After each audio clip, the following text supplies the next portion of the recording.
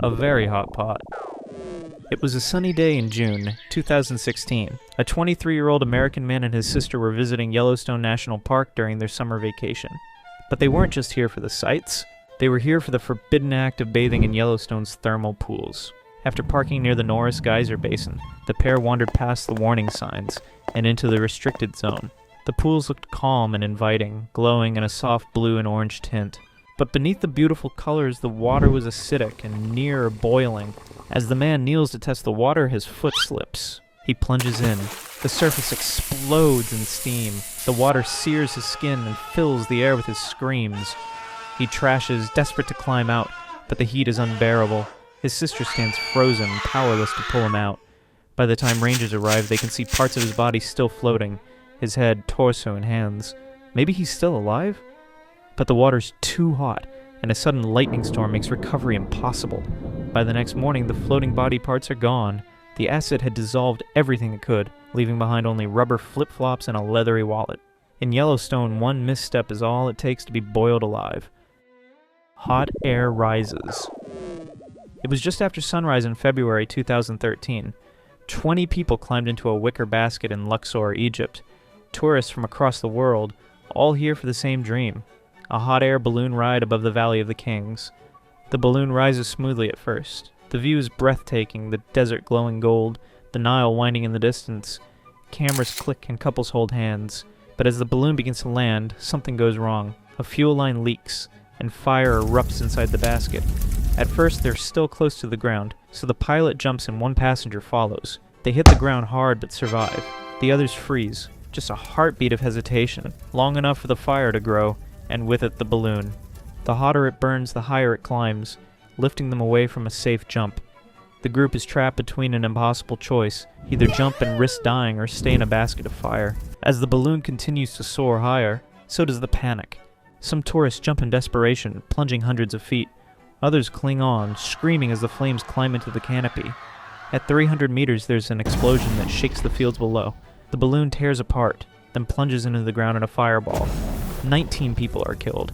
Bodies scatter across a sugarcane field, flames still rising when rescuers finally arrive. What began as a peaceful sunrise became the deadliest balloon accident in history. Stuck in a metal furnace. The sun was just about to set on a clear evening in February 2018. A group of 6 friends from the UK boarded a helicopter in Arizona. They were ready for the trip of a lifetime, a scenic flight over the Grand Canyon. They were celebrating a birthday, and for 2 of them, even a honeymoon. Even though the skies were clear, the canyon makes winds unpredictable. Midway through the flight, a violent gust slams into the aircraft. The helicopter shudders, then begins to spin. The passengers cling to their seats as the pilot fights for control. Moments later, they slam into the desert floor. 3 passengers die instantly, but miraculously, 3 more survive the crash, along with the pilot. They're dazed, strapped into their seats, badly injured. Then the fuel tanks rupture. Fuel spills into the cabin and ignites. Flames roar through the wreckage. Survivors scream as fire pours over them, burning their skin, searing their lungs. They can't escape. Seatbelts melt. Exits are blocked. The cabin has become a furnace. Rescue teams know about the crash, but it's in an isolated canyon. Hours pass before help arrives. By then, 3 more have succumbed to their burns. Only 2 survive, the pilot and 1 passenger, but both are left with devastating injuries. A dream flight over the Grand Canyon ended, with some of the most painful deaths imaginable. A photograph of a lifetime. It was February 2024 at Reynisfjara Beach in Iceland. Tour buses lined the parking lot. Hundreds of visitors poured out with their cameras. They wanted to photograph one of the world's most famous beaches, a unique stretch with black sand and basalt cliffs, the kind of place you'd only see in movies. A 40-year-old tourist from China, eager to capture the view, walked down toward the surf with his wife. He took some photos and marveled at the scenery, but he wasn't satisfied. He wanted to go closer, and the waves looked calm enough. So he walks closer to the waves to capture the perfect photograph. He raises the camera to his face. Through the lens, he sees a wave, but this one is bigger than expected. It surges to his knees and knocks him over. As the water recedes, it drags him out to sea. Another wave crashes over him as he struggles to find footing, but the water is ice cold, and the current is impossibly strong. His wife chases after him, but there's nothing she can do as he's pulled further out into the Atlantic. The next wave, he's completely gone, submerged in the depths. Rescue teams fan out across the beach and into the surf. Soon they spot him floating almost 1,800 feet from shore. They bring him back and attempt resuscitation, but it's too late. He is pronounced dead at the scene. At Reynisfjord, the ocean looks calm until the wave takes you. Squeezed to death. It was November 1st, 2020, at Lake McDonald in Glacier National Park. Daylight was fading as a group of divers prepared for training. Among them was an 18-year-old student, eager to earn her certification. But before they even began the dive, things started to go wrong. She was given a second-hand dry suit she had never used. Its inflator hose didn't fit, so she couldn't add air to control her buoyancy. And stuffed into her gear were 44 pounds of lead, hidden in pockets with no quick release. They entered the water anyway at about 5 p.m. At around 15 feet, everything seemed fine. Then the group descended to 60 feet. At this depth, the water pressure started to squeeze out the air in her suit. The air inside shrank to a third of its size, and her buoyancy vanished. She began to sink too fast. She signals for help, but just as she gets noticed, she slips off an underwater ledge. At 85 feet, her instructor finally reaches her.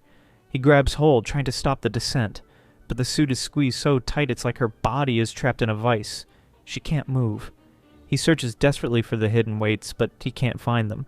His own air is running out, and they are still sinking deeper. He can't save them both. The student can only watch as her instructor lets go and swims toward the surface. She continues sinking deeper into the dark. As the instructor reaches the surface, he notifies the group of the emergency. They refill their tanks and dive back to rescue her. At 127 feet, they find her lifeless body.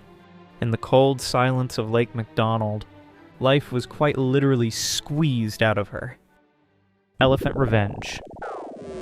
The savannah was quiet, golden in the morning sun. A 79-year-old woman was on her dream safari holiday, 11 days into a month-long trip. She rode with other Americans in an open jeep when a massive bull elephant stepped out of the trees. At first it just watched, then it started charging forward. The voices in the jeep turn uneasy. "Oh, it's coming fast." Someone whispers. The guide shouts, waving his arms, but the animal doesn't stop. The elephant slams into the side of the jeep with its tusks. Metal shrieks as the vehicle lifts and rolls like a toy. Panic erupts. Tourists are thrown. The elderly woman is crushed beneath the overturned jeep, killed instantly. The others crawl out and run for their lives. Her dream adventure had lasted just 11 days. The elephant felt threatened, and in an instant reminded them who truly ruled the savannah. This was its turf. Tourists were only allowed to pass through. Alright, I think that's enough tourism for today. Here's a quick time-lapse of me sketching the thumbnail. Leave a like if you enjoyed the trip, and here's another video you might like.